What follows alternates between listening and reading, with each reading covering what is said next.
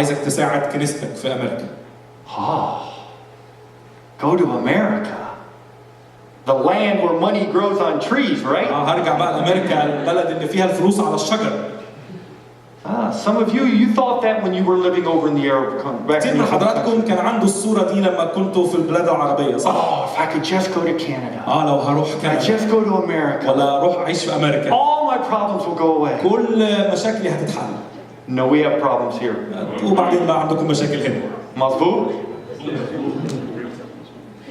But God is the same whether you're in Egypt. لكن إلهنا هو سواء كنت في مصر. Or Iraq. ولا في العراق. Lebanon. ولا في لبنان. America. ولا في أمريكا. Canada. ولا في كندا. God is the same everywhere. الله هو نفس الإله في أي مكان. And so we realized, coming back to America, فعرفنا إنه رجوعنا لأمريكا that God is the same wherever you're at. إنه إلهنا هو نفس الإله في كل بلد عشنا فيه. So that's kind of a little bit of our journey. ده لمحة بسيطة عن رحلة حياتنا. And that was just to prepare you ده مجرد بس تحضير للموضوع. for the most important question I can answer. عشان أحضركم للسؤال المهم الأهم في حياتكم. Do any of you know Romans 1:16? حد من حضراتكم حافظ روميا 1:16؟ Romans 1:16. روميا 1:16. Very famous verse. آية مشهورة. Anybody know it? حد فاكرها؟ For I am not ashamed of the gospel. لست أستحي بإنجيل المسيح. For it is the power of God for salvation. لأنه قوة الله للخلاص. To everyone who believes. لكل من يؤمن. You've probably heard that before. أكيد عارفين الآية دي. It's a famous verse. آية مشهورة.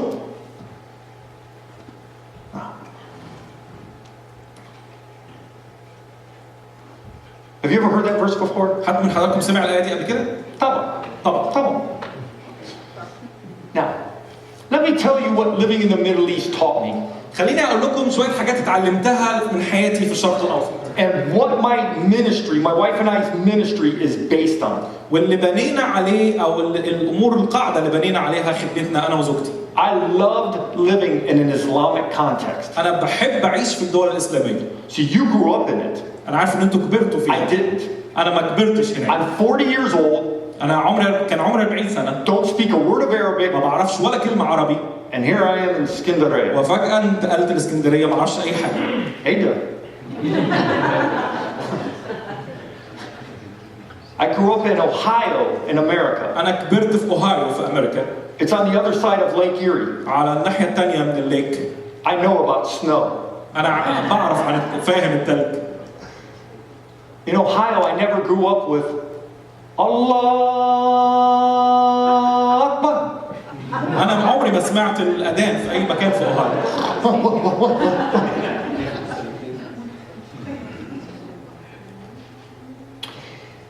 And everywhere I would go, I would meet Muslims. وفي كل مكان بروحه بدور على المسلمين. And they'd be evangelizing me. لأن هم بيكرزوني. Oh, Douglas, you're a good man. دوغلاس أنت راجل طيب. Why don't you become a Muslim? ليه ما تبقاش مسلم؟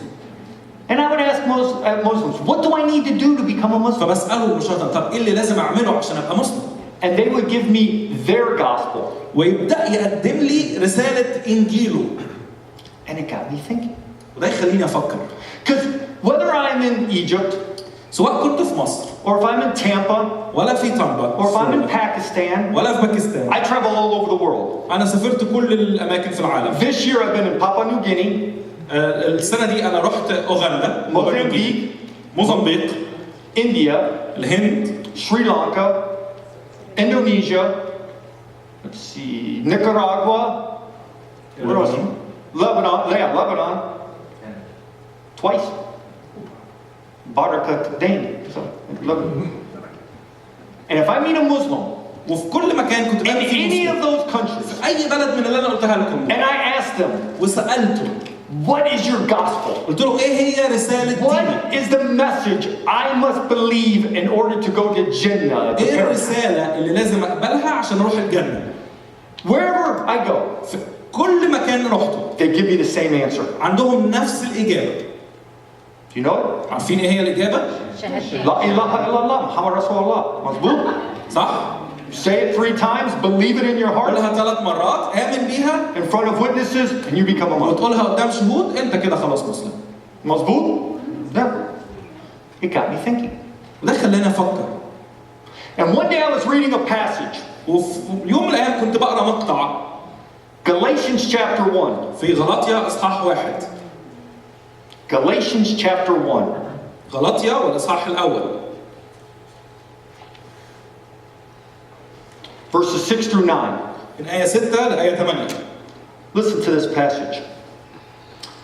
I am amazed that you are so quickly deserting him who called you by the grace of Christ for a different gospel, which is really not another, only there are some who are disturbing you and want to distort the gospel of Christ. But even if we or an angel from heaven should preach to you a gospel contrary to what we have preached to you, he is to be accursed. As we have said before, so I say again now, if any man is preaching to you a gospel contrary to what you received, he is to be accursed.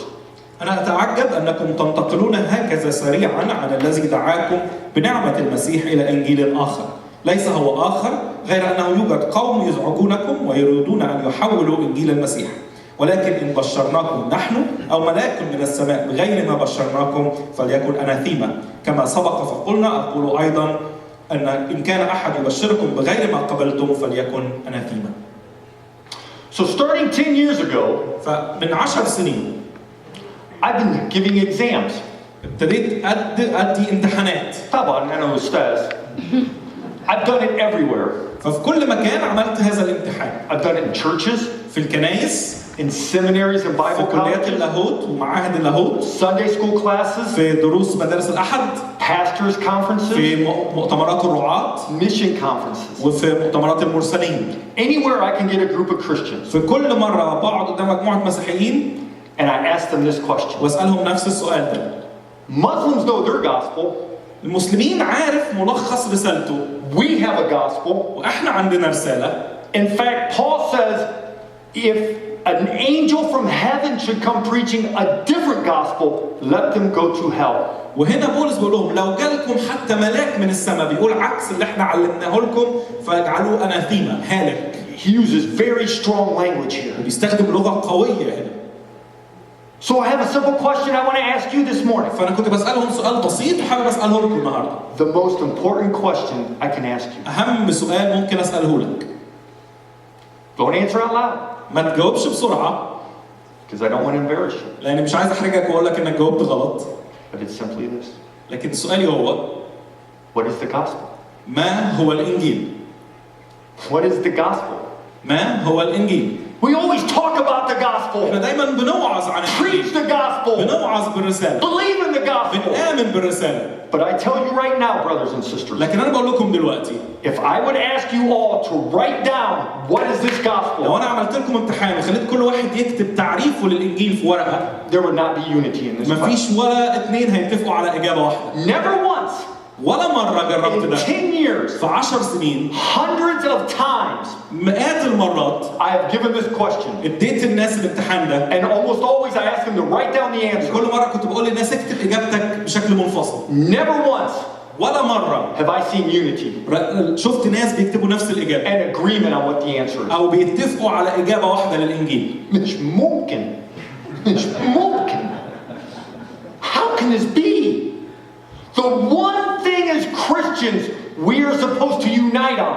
الشيء الوحيد اللي المفروض كلنا كمسيحيين متفقين عليه. The one thing Paul says, even if an angel comes, don't listen to him. الشيء اللي بولس بيقول لو جالك ملاك قال لك عكسه ما تصدقوش. And we don't know what it is. لكن احنا مش عارفين نلخصه في تعريف. And we don't agree. ومش عارفين ايه هو. And we wonder why we have such division in the church. بعدين بنستغرب ازاي احنا في الكنيسة عندنا انشقاقات. Fighting amongst churches. أو بنتعارك ككنايس على مصطلحات. So I ask you this morning, فأنا بسألكم نفس السؤال. the most important question you'll ever be asked. أهم سؤال هتتسأله في حياتك. What is the gospel? ما هو الإنجيل؟ My wife and I have set the last 10 years aside of our lives to go and teach people all over the world the answer to this أنا question. وزوجتي آخر 10 سنين من حياتنا كرسناها لأنه نسافر بلاد نعرف الناس على الإنجيل. But I'm not just teaching you. لكن أنا تذكر مش I'm بعلمك teaching النهاردة. those you're going to go teach. أنا بعلم الناس اللي أنت هتروح If you تعلم. don't believe me, إذا مش مصدقني، next time you're with your family, if they're Christians, لما تقعد مع عيلتك لو هم مؤمنين the مسيحيين، next time you're in a Bible study, لما تقعد في درس كتاب، the next time you're with a home group that has Christians in لما it, تقعد في مجموعة دراسة كتاب، just ask them, اسألهم هذا السؤال. what is our gospel? إيه هو الإنجيل؟ What's the message we preach in order for people to be saved? إيه هي رسالة الإنجيل اللي تخلص الناس؟ You'll be amazed. وهتتعجب من الإجابات. You'll be amazed at the answers you get. هتتعجب من الإجابات اللي هتسمعها من الناس. In fact, you're thinking right now, اللي أنت بتفكر فيه دلوقتي. what is the gospel? صحيح، هو رسالة الإنجيل؟ But it's the question you're going to answer when you stand before the Lord Jesus Christ. لكن ده سؤال مهم هتجاوب عليه لما تقف أمام يسوع المسيح. Because the gospel is the power of salvation. لأنه الإنجيل هو قوة الخلاص. The gospel is what you believe in order to be saved. ما تؤمن به لكي تحصل على الخلاص.